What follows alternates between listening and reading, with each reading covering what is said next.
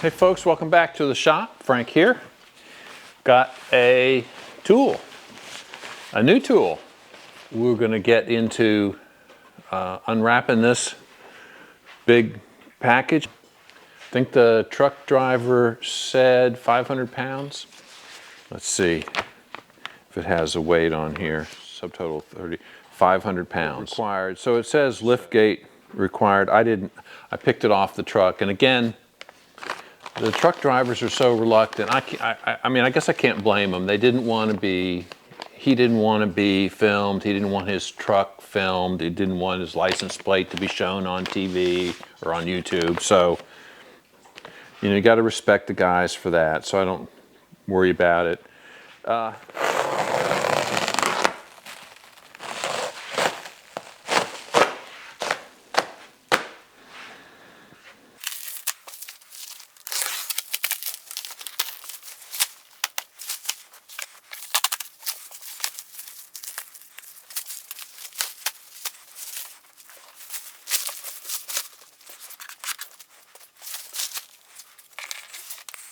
This is a Sawstop, the 3 horsepower professional cabinet saw. And this is the 52-inch extension table version. They call it the T-Glide fence system. I currently have a Unisaw, a Delta. Actually, it's a Rockwell. So I've had it for 20 years. I bought it used, and I'll show you what it looks like. So it's a Delta Unisaw. It has a Unifence, which I like. And I've got a router table here. It's on a router lift. I use that. And it does rip to 52 inches, or crosscut 52 inches. So it's got the long fence rail. Got a separate, got a power switch for the table saw here and a separate switch for the router here. I do have, workbench as an outfeed table over here. All right, so my plan with this new saw is to set up both saws within the same space so that I can use either saw with perhaps with the new, hopefully with the new fence system. Don't want to have to, as much as I like the Unifence, well, we'll see. I'm going to have to make a decision on whether to use the new fence system or keep the Unifence. But I want both saws here. And my plan is to keep this Delta saw for ripping only. And I'll put a dedicated rip blade on it. And I'll tell you, I saw a guy on YouTube who had 3 table saws, basically sharing the same flat surface. One of them might have fed the other direction. I'm not sure exactly, but he had, and I think this is right, he had one with a crosscut or combination blade, one with a rip blade, and one with a dado set. Now, I don't cut too many dados on the table saw anymore. I use a router. So my plan is to have 2 table saws and the router sharing the same space, table saws next to each other, slide the fence back and forth, use it on either saw or the router table. And because one of the issues with the table saw is if you're ripping a lot of lumber, it really is helpful to have a rip blade. It cuts with half the effort. So switching blades back and forth has kind of been, kind of avoid doing that, because then you can't use a rip blade for cross cuts because it chips out. It's not the ideal. So you wind up using a combination blade. At least I do use a combination blade which does ripping okay and cross-cutting okay, but doesn't do really well at either one. So that's my plan. The other part is I don't currently have a blade guard on my Delta saw. I have never run a blade guard because, I mean, there are many cuts you can't use the blade guard. So I just have left it off. And I've been careful. I've got all my fingers. I've never, knock on wood, I've never cut myself on the table saw. I have had one kickback, and that was like 30 years ago. Tried to cut a piece of plywood, 1/4-inch plywood, between the fence and the blade, and it kicked back. And I'm not sure it even did it on this saw. I've had 2 previous table saws prior to this one. Sears Craftsman is what I think is what I did it on. Anyway, so I have had kickback one time. I wasn't hurt, but it did put a hole in the wall behind me. Actually, on the insulation on the door behind me. So my plan is to run the Delta saw, since it'll be dedicated to ripping, with a blade guard on it. So that reduces the risk of injury. And then of course the Sawstop will be used for cross-cutting and joinery and that sort of thing. I've had several friends get injured on the table saw. There's like 60,000 table saw injuries, significant table saw injuries a year. I have a close friend who amputated half of his left index finger. I mean, a year ago. Close friend of mine. And I know two other people who have had serious injuries requiring reattachment, partial reattachment of a digit, or massive hundred stitches in their hands. So significant injuries. So I'm getting older, and both of those, all 3 of those folks were my age. And as you get older, your reflexes start to slow down. Maybe your presence of mind falters a little bit. You may not have the concentration you have when you're young. So I'm anticipating that as I get older, my risk for injury is going to go up. So that's the reason for buying the Sawstop. You touch the blade, it instantly, within a couple milliseconds, the blade's gone. So I've seen a couple videos of people who have touched the blade and almost no injury, very minor scratches. So kind of being proactive, recognizing that I've been woodworking for 50 years. I mean, with the table saw, been using table saw and doing woodworking for 50 years. Never having been injured significantly, actually never having touched the blade. I'm going to be proactive and take this preemptive measure to make sure that I die with all my fingers. And the fact that several of my friends have had significant injuries is kind of, been the impetus to do this now.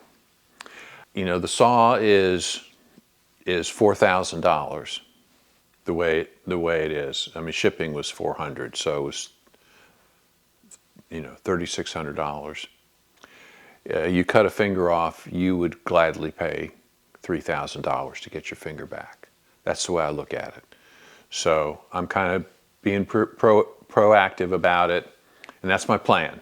So this video, I'm going to attempt to set up both of these saws, sharing a table with a router lift, using a single fence and setting it up so that I have a choice of which saw to use and kind of have them specialized to the two different tasks. So I'm convinced I can do it. I've seen someone else do it, so it seems like it should be a reasonable objective. So that's where we're headed. All right, I'm going to open some boxes here.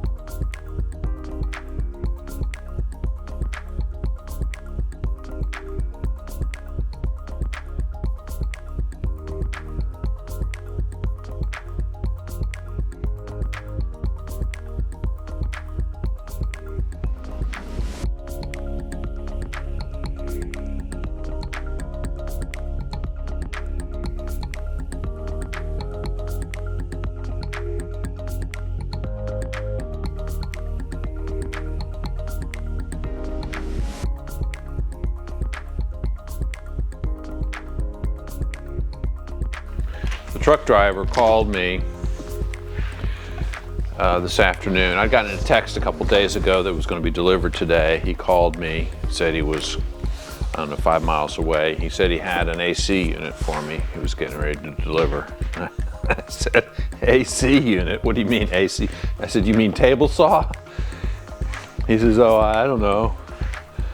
Oh, maybe that's what it is. I said, all right, I hope that's what it is. When he took it off the truck, he said something. He says, well, you know, mini splits come packaged just like this. You know, with the big box and then small boxes stacked on top of it. It's pretty convenient having my forklift that I can go down the road. The tractor trailers can't get in here, so they have to stop. That's probably half a mile up the lane at the main road, at the road where there's an intersection they can turn around. So when you saw me driving back from there, so having the forklift to be able to do that is a big. I mean, this is 500 pounds. Otherwise, you're paying for somebody else to transfer it to a smaller truck that can get in here, or you're paying for a rigger, or renting a forklift. Now,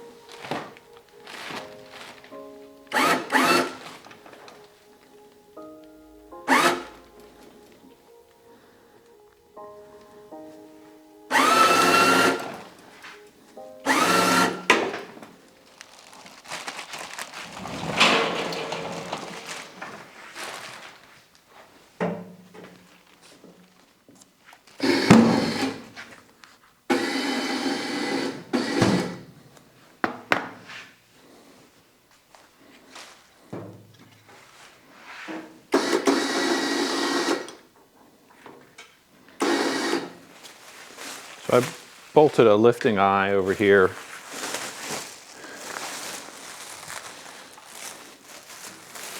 So that gave me a point to lift on.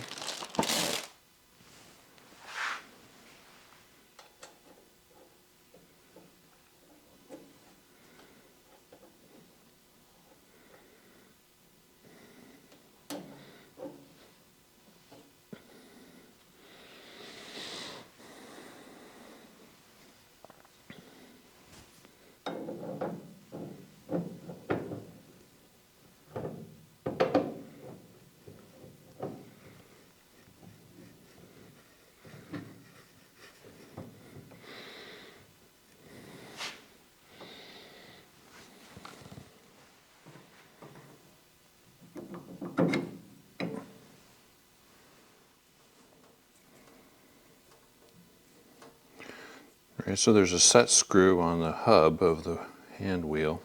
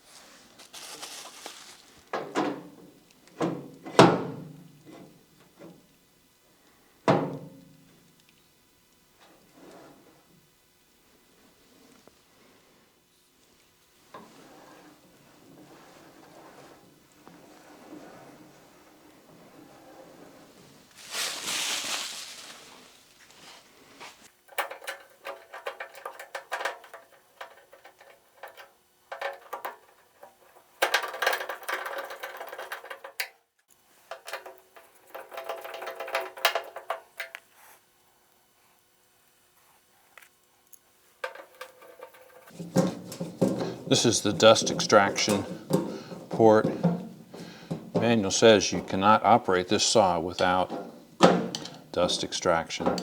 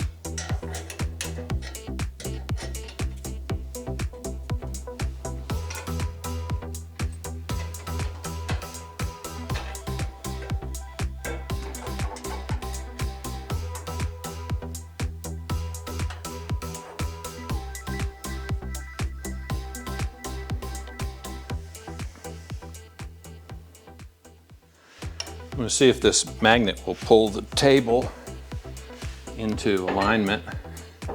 It's pretty heavy to just handle by yourself.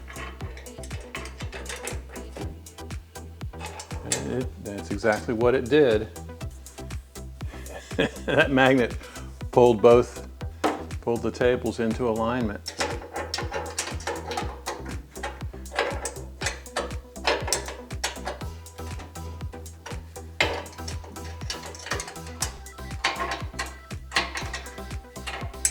All right, so that worked out pretty well. That magnet pulled the table and the extension into alignment.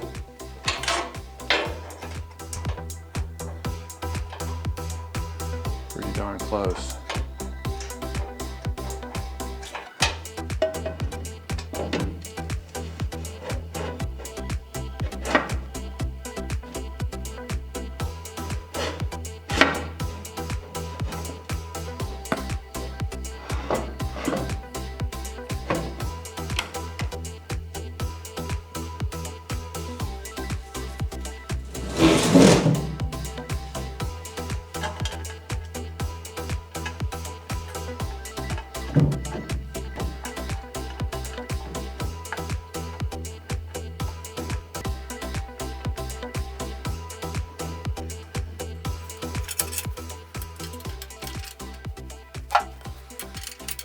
That's going to finish up for tonight.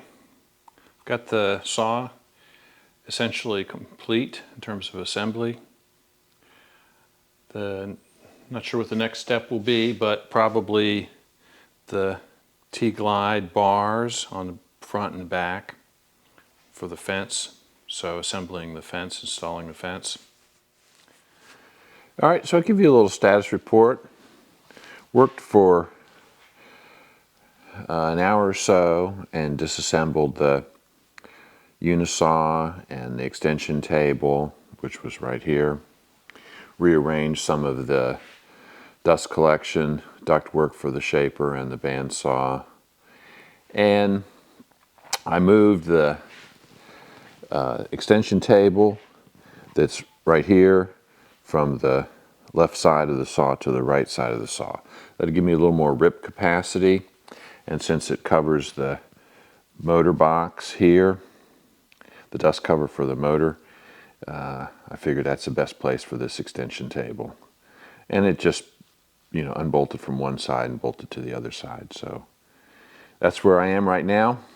Got to move this table over to here and put the Sawstop right here and start working on the extension table between them, and then the outfeed table, which will go out this way toward the little cyclone can, collector can. All right, I'll bring you back when I've made a little more progress. All right, so here's a little update. I've got both table saws in approximate position. They're aligned, they're level. I had to shim the Sawstop up about 3/16 because it was a different height than the Unisaw. But they're essentially level now and lined up. I'm getting ready to attach the T-glide rails. There is space in the middle between them for my router lift. So I'm happy about that. I was concerned that I may not have enough space, but I think there is enough space. Now see, these two saws tilt in opposite directions. This one tilts, I think, to the left, and this one tilts to the right, or the vice versa.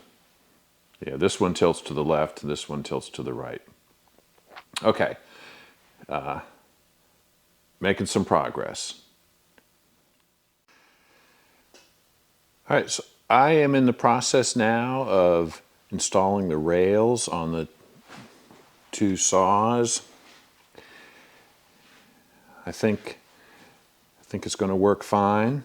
I've got it installed and bolted to the Sawstop. I'm getting ready to drill and tap some holes in the top of the Unisaw in order to attach the rails there. I'm fortunate that the depth of the saws are the same. That is, from front to back, both saws have the same width, which I hadn't really thought about before. I don't know that what I would have done had they not been the same width. Maybe if the Unisaw was narrower, maybe I could shim it out. That wouldn't be any problem. If it were wider, I think I would have had to remove it and mill it narrower, perhaps, but worked out that they're the exact same width. So everything looks good at this point. I'm going to drill and tap 4 holes, 2 on the front and 2 on the back, and get the rail attached to the Unisaw.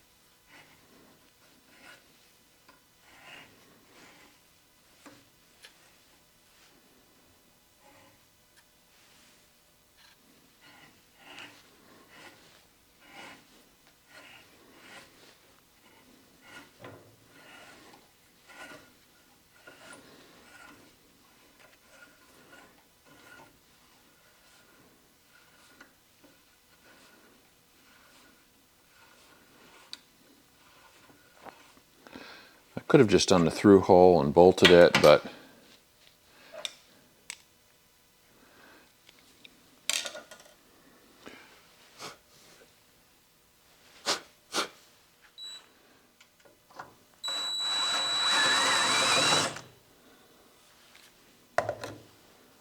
just a little countersink on there.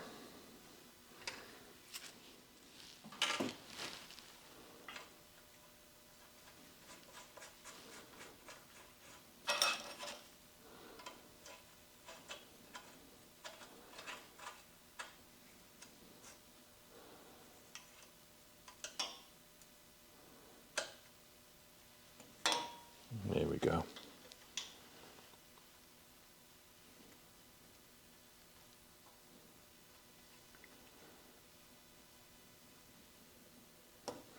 Yeah, I need the head of this screw to fit flush. That worked.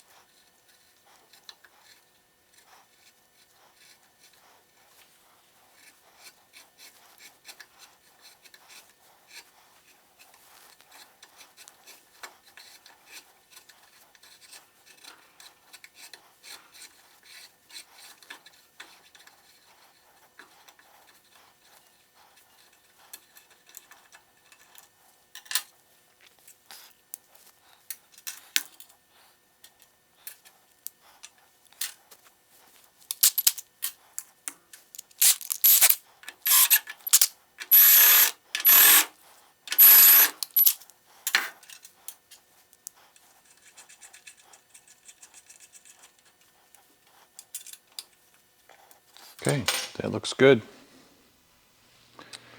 All right, these black rails have a cutout in front of the miter gauge slot. There's two cutouts on the Sawstop, but since I've attached it to the Delta Unisaw, I need to duplicate those cutouts. So I've made a semicircular cut here, and I'm getting ready to cut another one here. And I'm using the Evolution mag drill to make these cuts. And I tried to figure out the easiest way or the best way to do this without butchering it, trying to make a nice looking cut, and certainly this will make a circular cut. And it needs to be more than just a rectangular notch because the miter gauge slots have a relief at the bottom. So you've got to come wider here at the bottom than you do at the top. So it's like a T-slot. So I've made one cut here. I mean, these white lines are from a marker that I used, but that certainly has adequate clearance for the miter gauge to fit in. I'm going to make a similar cut here, and then also need to do it on the back ends of the miter gauge slots as well.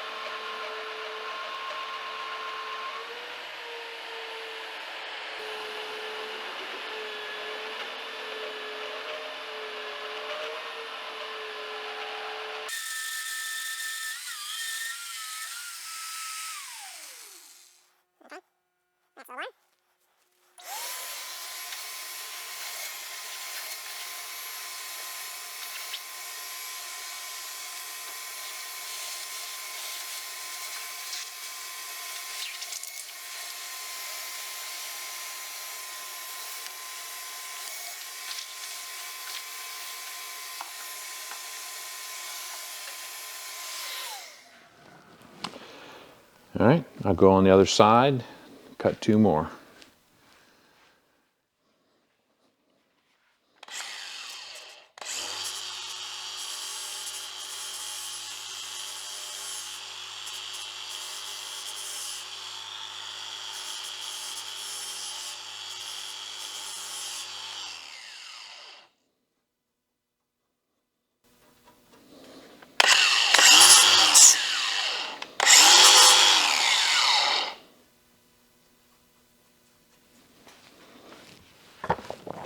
Just want to make sure there are no sharp edges left.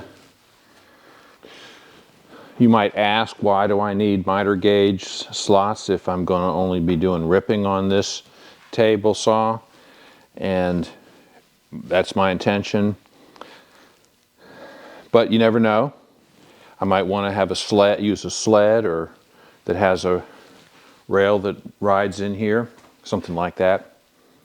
So I just don't want to rule out the capability of needing to do that. Okay, I'm going to wipe this down, go to the next step, which is installing the main rail that the T-Glide, the fence, rides on. All right, the next step is the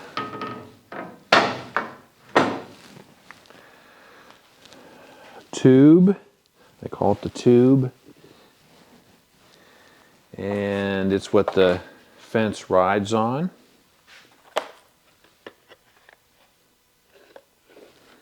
Got lock washers and hex head bolts.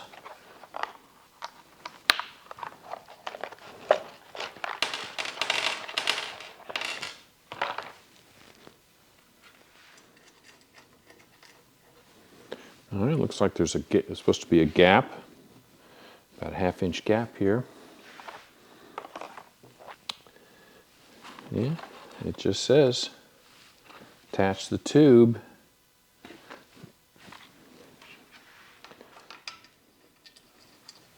Feels like there's a bolt about every foot.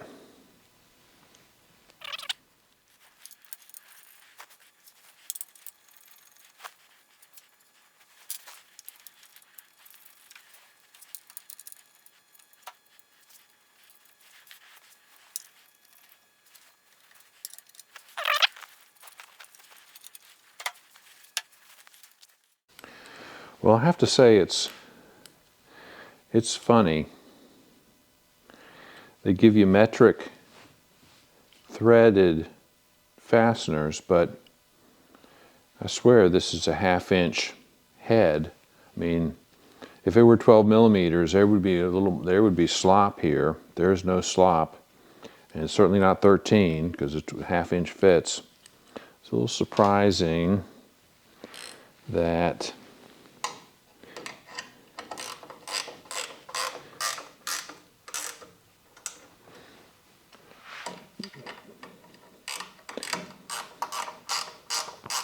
metric thread, but imperial hex.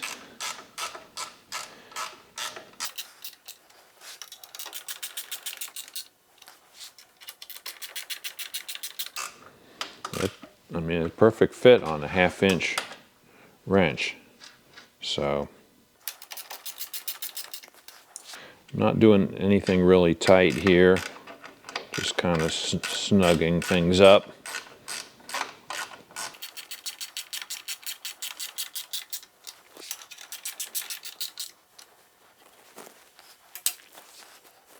I think that's right. All right, I took some black ink, black paint pen and covered up the little bare metal there was on these cutouts, so that looks good. Almost like it's supposed to be like that. Okay, we're getting there.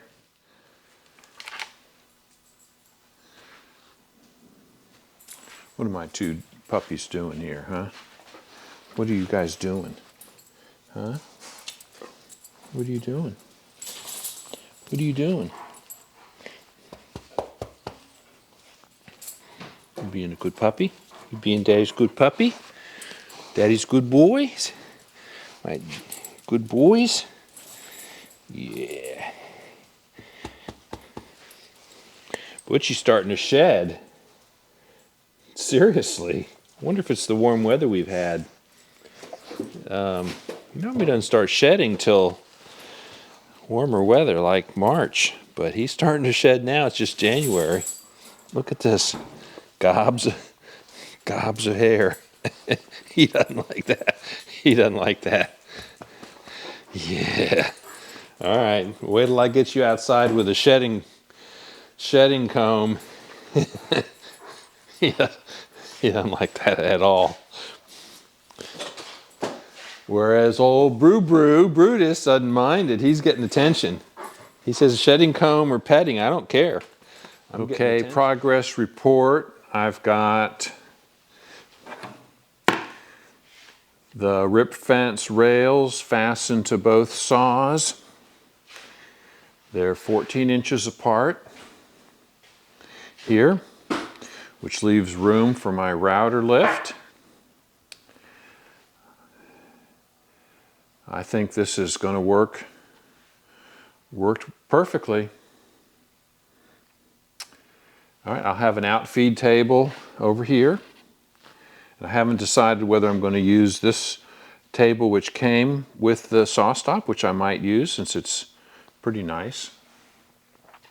Or I have my original white outfeed table. Don't know whether I'm going to use that, part of that in here, since it already has the router lift recess in it, which would make sense. So we'll see. All right, got to get the T-glide fence, as they call it. Let's put that on, see what that looks like. All right, so this thing is surprisingly heavy. I mean, compared to my Unifence,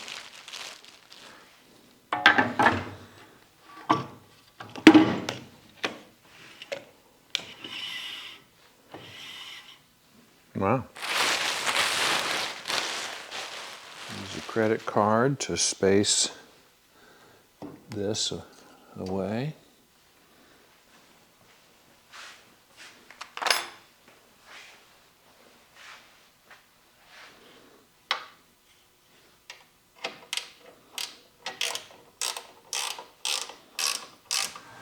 I'm going to make my first ever cut on this new table saw.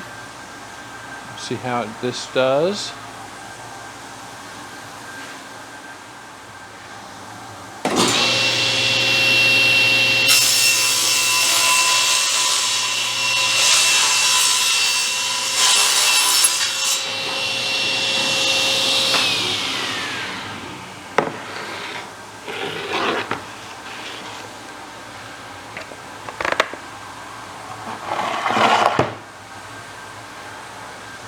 That worked nicely. Nice sharp blade. So what I'm doing, I'm cutting out the router lift. I'm going to put it right in here.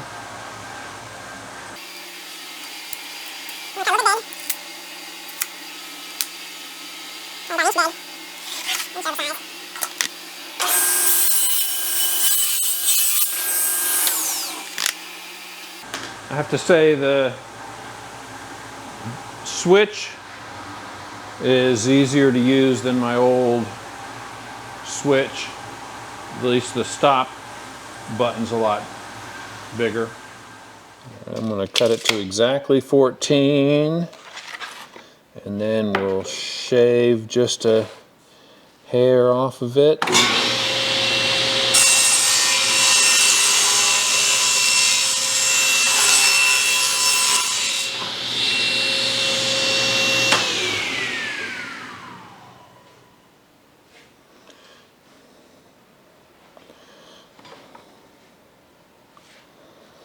Yeah, so that's lumber core plywood with laminate finish. Didn't realize it was lumber core. You can see the pieces of rather than a lot of plies, it's got strips of wood. So that's what you call lumber core ply. It has a couple layers of veneer. Well, it looks like only one layer of veneer. No, 2 layers of veneer and then a layer of laminate. So, yeah, I didn't realize that was lumber core. That's nice.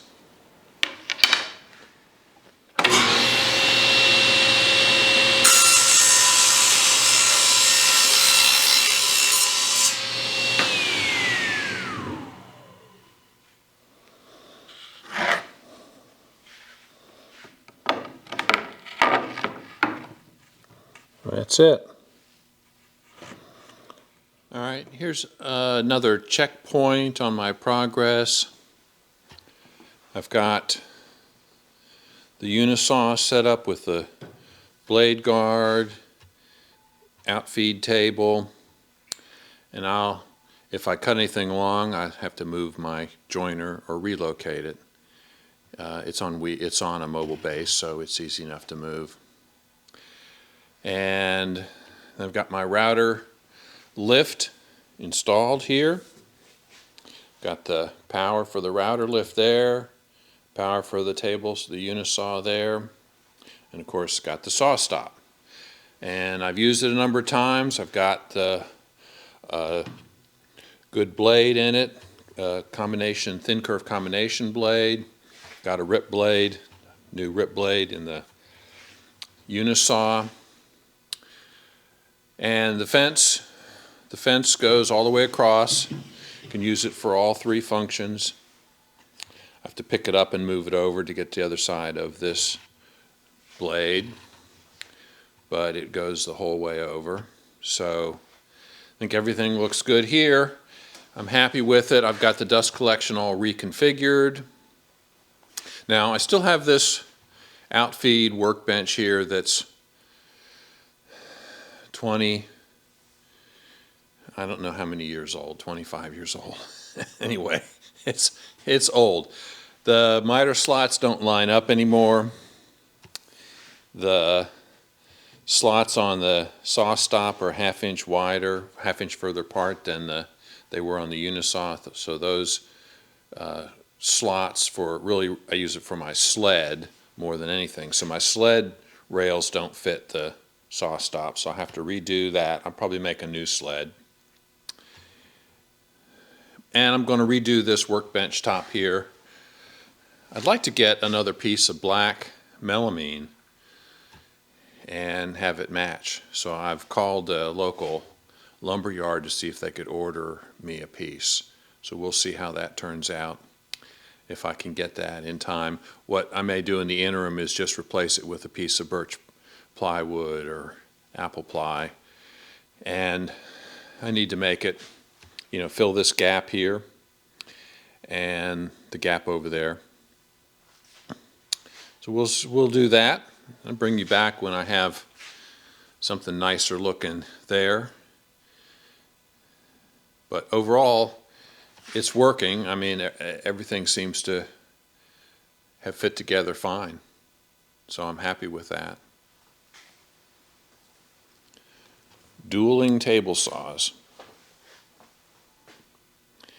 I have this blade guard for the Unisaw that has never been used. Still in the original box with hardware.